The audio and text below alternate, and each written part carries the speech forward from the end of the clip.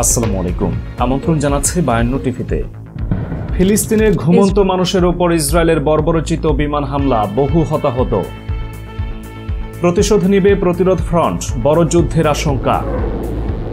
কাশ্মীর খালি করার হুঁশিয়ারি ভারতের, চীন পাকিস্তানের জরুরি বৈঠক। অন্যদিকে ভারতের MiG-21 যুদ্ধ বিমান গিয়ে আঘাত হানল বাড়ির উপর, নিহত 3, আহত 3। ইউক্রেন জুড়ে রুশ বাহিনীর সপ্তাহব্যাপী মিসাইল হামলা চলছে। রাশিয়ার ছোড়া শত শত মিসাইলে বিপর্যস্ত হয়ে পড়ছে ইউক্রেনের পাল্টা আক্রমণের পরিকল্পনা। শুনছিলেন শিরোনাম, এবারে বিস্তারিত। আবারও উত্তপ্ত অবরুদ্ধ গাজা উপত্যকা। গভীর রাতে গাজায় বিমান হামলা চালিয়েছে অবৈধ ইসরায়েলি বাহিনী। এতে সশস্ত্র গোষ্ঠী ইসলামিক জিহাদের 3 কমান্ডার সহ 12 ফিলিস্তিনি নিহত হয়েছেন। আহত হন আরও অনেকে।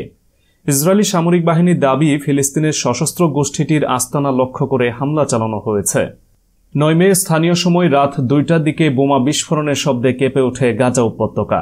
ফিলিস্তিনের পক্ষ থেকে বলা হচ্ছে, দেশটির আবাসিক এলাকায় বিমান হামলা চালিয়েছে ইসরায়েল। এতে ইসলামী জিহাদ আন্দোলনের 3 সদস্য সহ 9 জন সাধারণ নাগরিক নিহত হয়েছেন। আহত হয়েছেন কমপক্ষে 20 জন। প্রত্যক্ষদর্শীদের বরাতে রয়টার্স জানিয়েছে, গাজা শহরের একটি অ্যাপার্টমেন্ট ভবনের উপরতলায় এবং দক্ষিণাঞ্চলীয় রাফা শহরের একটি বাড়িতে বিস্ফোরণ ঘটেছে। এদিকে রাতে ইসরায়েলি বিমান হামলায় নিজেদের 3 জন নেতা নিহতের বিষয়টি স্বীকার করেছে ফিলিস্তিনের সশস্ত্র গোষ্ঠী ইসলামিক জিহাদ। নিহতরা হলেন জিহাদ আল ঘন্নাম, খলিল আল বাহাতিনি, তারিকিচ আল দিন। নিহতদের মধ্যে তাদের স্ত্রী ও সন্তানও রয়েছে। ধারণা করা হচ্ছে, এর প্রতিশোধ নিতে ইসরায়েলের রকেট হামলা চালাতে পারে গাজার সশস্ত্র প্রতিরোধ বাহিনীগুলো। এমনকি তা বড় যুদ্ধের রূপও নিতে পারে, কেননা হামাস, ইসলামিক জিহাদ সহ ফিলিস্তিনি প্রতিরোধ বাহিনীগুলো আগের তুলনায় সামরিক শক্তি অনেক বাড়িয়েছে। ইরান সহ অন্যান্য ইসলামী গোষ্ঠীর কাছ থেকে সামরিক সহায়তার তথ্য প্রকাশ হয়েছে বিভিন্ন সময়ে। 2021 সালে ফিলিস্তিনের গাজায় নিরপরাধ সাধারণ মানুষের উপর নির্বিচারে বোমা বর্ষণের প্রতিবাদে হামাসের পাল্টা কয়েক হাজার রকেট হামলায় নাস্তানাবুদ হয় ইহুদিবাদী দেশ ইসরায়েল। সে সময় ইসরায়েলের ক্ষেপণাস্ত্র প্রতিরক্ষা ব্যবস্থা আয়রন ডোম ভেদ করে হামাসের রকেট গিয়ে আঘাত হানে তেল আবিব সহ ইসরায়েলের বিভিন্ন শহরে।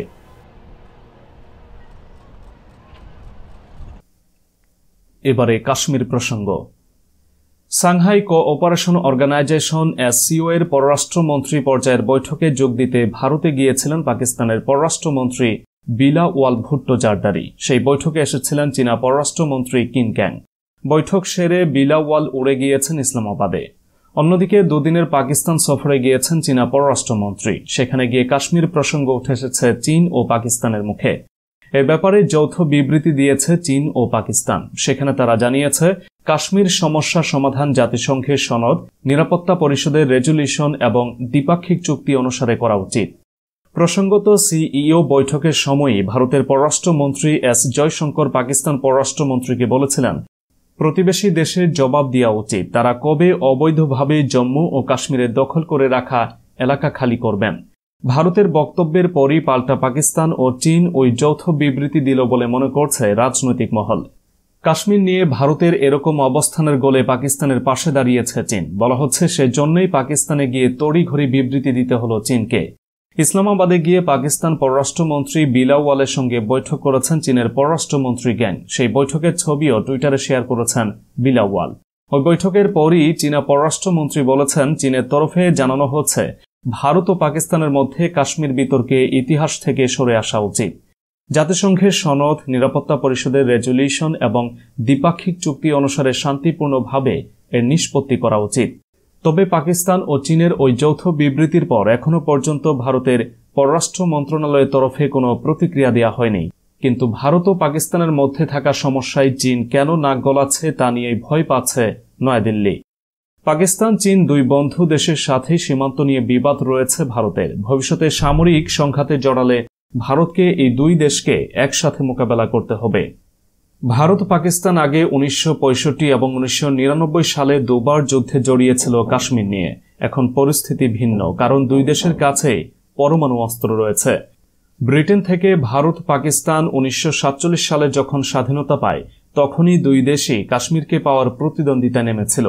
ভারত পাকিস্তান ভাগ করার পরিকল্পনা অনুযায়ী কাশ্মীর 2 দেশ থেকেই মুক্ত ছিল। তবে তৎকালীন কাশ্মীরের স্থানীয় শাসক রাজা হরি সিং ভারতকে বেছে নিয়েছিলেন। তিনি একটি চুক্তির মাধ্যমে কাশ্মীরকে ভারতের সাথে অন্তর্ভুক্ত করেছিলেন। ইতিহাসবিদরা বলেন, ইনস্ট্রুমেন্ট অব অ্যাকসেশনের মাধ্যমে কাশ্মীর ভারতের অন্তর্ভুক্ত হয়েছিল ঠিকই, কিন্তু যে শর্তে তা হয়েছিল সেই শর্ত থেকে ভারত অনেকটা সরে এসেছে।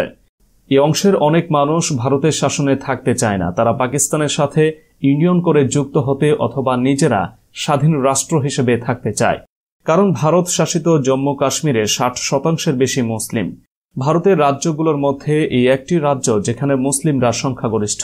এছাড়া কাশ্মীরে কর্মসংস্থানের অভাব এবং বৈষম্যের অনেক অভিযোগ রয়েছে। অন্যদিকে ভারতের রাজস্থান রাজ্যের পিলিবাঙ্গা এলাকার কাছে সোমবার দেশটির বিমান বাহিনীর যুদ্ধ বিমান MiG-21 বিধ্বস্ত হয়ে 3 জন নিহত ও 3 জন আহত হয়েছেন। গ্রামটির একটি বাড়ির উপর বিমানটি আছড়ে পড়লে হতাহত হওয়ার এই ঘটনা ঘটে। নিহত ব্যক্তিরা ওই বাড়িরই বাসিন্দা। তবে এই ঘটনায় বিমানের পাইলট বেঁচে গেছেন। সংশ্লিষ্ট কর্মকর্তারা বলেছেন, যুদ্ধ বিমানটি নিয়মিত অনুশীলনের অংশ হিসেবে সুরাটগড় বিমান ঘাঁটি থেকে যাত্রা করেছিল। পরে তা রাজস্থানের হনুমানগড়ে পিলিবাঙ্গা এলাকার কাছে বিধ্বস্ত হয়। পাইলট সময় মতো একটি প্যারাসুট ব্যবহার করে বিমান থেকে লাফিয়ে পড়েন। তিনি নিরাপদে আছেন বলে জানা গেছে। ভারতীয় বিমান বাহিনীর এক টুইটার পোস্টে বলা হয়, আজ সকালে নিয়মিত প্রশিক্ষণ চলার সময় সুরাটগড়ের কাছে বিমান বাহিনীর একটি MiG-21 বিমান বিধ্বস্ত হয়েছে। পাইলট নিরাপদে বের হয়ে এসেছেন। তিনি হালকা আঘাত পেয়েছেন। দুর্ঘটনার কারণ জানতে তদন্ত প্রক্রিয়া শুরু হয়েছে। রাজস্থানের বিকানের শহরে পুলিশের মহাপরিদর্শক ওম প্রকাশ বলেন, মানুষের প্রাণহানি ঠেকাতে সব ধরনের প্রচেষ্টা চালিয়েছেন পাইলট। বিমানটি যেন গ্রামের একেবারে শেষ প্রান্তে গিয়ে পড়ে তা নিশ্চিত করেছেন তিনি। গত জানুয়ারিতে প্রশিক্ষণ চলার সময় ভারতীয় বিমান বাহিনীর 2টি যুদ্ধ বিমান বিধ্বস্ত হয়। এতে এক পাইলট নিহত হন। এর মধ্যে একটি যুদ্ধ বিমান মধ্যপ্রদেশের মোরেনাতে বিধ্বস্ত হয়, অপরটি বিধ্বস্ত হয় রাজস্থানের ভারতপুরে। সবশেষ রাশিয়া প্রসঙ্গ। আবারও ইউক্রেন জুড়ে মিসাইল বৃষ্টি চালালো রাশিয়া। গত এক সপ্তাহ ধরে একটানা মিসাইল ও ড্রোন হামলা চলছে ইউক্রেনে।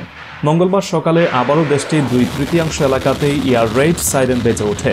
ধারণা করা হচ্ছে রাশিয়ার বিরুদ্ধে যে কাউন্টার অফেন্সিভ পরিচালনার চেষ্টা করছে ইউক্রেন তা ভণ্ডুল করে দিতেই হামলার পরিমাণ বৃদ্ধি করেছে মস্কো। গত এক সপ্তাহের মধ্যে 5 দিনই ইউক্রেনে মিসাইল ও ড্রোন হামলা চালিয়েছে দেশটি। আল জাজিরার খবরে জানানো হয়েছে, মঙ্গলবার রাজধানী কিয়েভ সহ ইউক্রেনের মধ্য ও পূর্বাঞ্চলীয় অবলাস্টগুলোতে বিমান হামলার সতর্ক সাইরেন বেজে ওঠে।